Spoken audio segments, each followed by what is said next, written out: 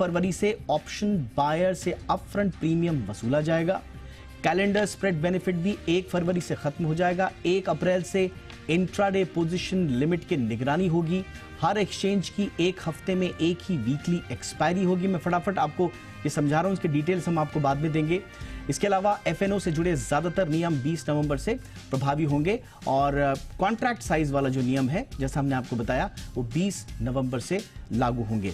मेरे साथ इस मुद्दे पर बातचीत करने के लिए खास मेहमान जुड़ेंगे, लेकिन इस वक्त मेरे साथ मेरे वरिष्ठ सहयोगी ब्रजेश कुमार मेरे साथ मौजूद हैं, जो पहले डिटेल्स देंगे इस पूरे फैसले की। ब्रजेश जी, ओवर टू यू, डिटेल्स दीजिए। बिल्कुल, जो 7 प्रस्ताव वर्किंग ग्रुप की तरफ से सुझाए गए थे और जो कंसल्टेशन पेपर में भी आए थे, 7 में से 6 चीज़ें जो है वो इस सर्कुलर में आ चुकी हैं। जो 7वीं चीज़ नहीं आई है वो ये है कि जो स्ट्राइक प्राइस को 50 तक सीमित करने का प्रस्ताव था उसे लागू नहीं किया गया है। लेकिन जो अहम बातें हैं वो ये है कि जो कॉन्ट्रैक्ट कोई भी लॉन्च होगा, मिनिमम कॉन्ट्रैक्ट साइज जो है वो 15 लाख रुपए का होगा और जब उस कॉन्ट्रैक्ट को रिव्यू किया जाएगा तो उस वक्त उसकी साइज जो है वो 15 से 20 लाख रुपए होनी चाहिए।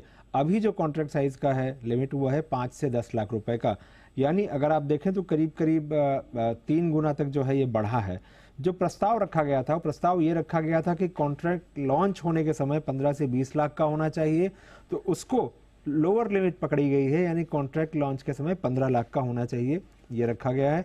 और जो रिव्यू के टाइम पे ये कहा गया था कि 20 से 30 लाख होना चाहिए, उसको 15 से 20 लाख रुपए रखा गया है। तो यानी जो प्रस्ताव किया गया था उसमें थोड़ा सा जो है इसको साइज को कम किया गया है।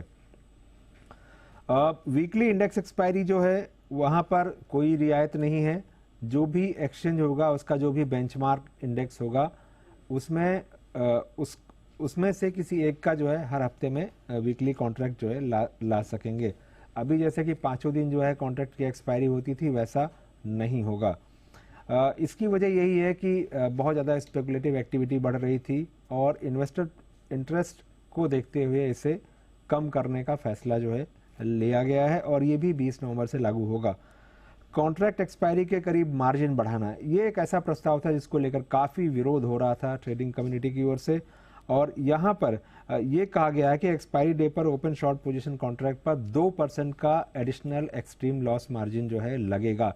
जो प्रस्ताव किया गया था, वो प्रस्ताव ये था कि 3 से 5% के बीच में रखा जाए इसको, लेकिन क्योंकि जो फीडबैक आया उसमें ज़्यादातर ये थे कि इसको नहीं रखना चाहिए या कम रखना चाहिए, तो इस वजह से 2% पर इसको सीमित किया गया है। इसकी वजह यही है कि एक्सपायरी के दिन जो है बहुत ज़्यादा स्पेकुलेटिव एक्टिविटी बढ़ जाती है, क्योंकि प्रीमियम जो है वो काफ़ी कम होता है और इस वजह से रिस्क बढ़ने का के चांसेस थे, तो इसलिए इसको ये एडिशनल जो है मार्जिन लगाया गया है।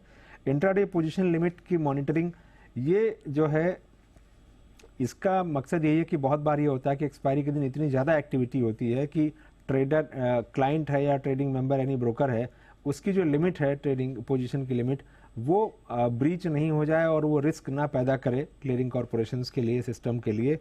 इसलिए इसकी इंट्राडे मॉनिटरिंग होगी, यानी दिन के दौरान 4 बार कभी भी जो है पोजीशन उनकी स्नैपशॉट जो है वो शेयर किया जाएगा कि आपकी पोजीशन एक्सीड हो रही है या कहाँ किस स्थिति में है।